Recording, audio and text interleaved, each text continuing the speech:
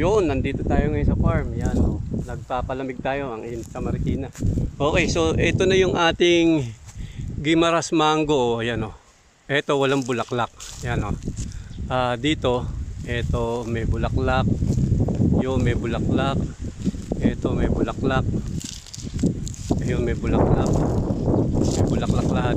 Isa lang ang walang bulaklak dito sa 6 na Guimaras natin. Ayan, ito lang. Pero sana magtuloy itong bunga nito.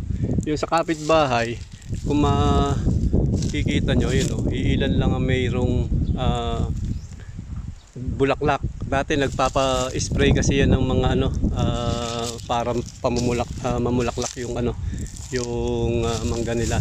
Sa atin natural to, hindi tayo nagpapa-spray kasi sabi ng tatay, kapag nagpa-spray tayo ng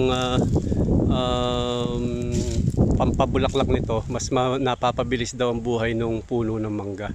Yan, so ito natural, yan, oh. Yan. So Guimaras mango, kung mapapakinabangan na, yan, oh. Okay. Sana magtuloy-tuloy. Yan, oh. Dami. Yan.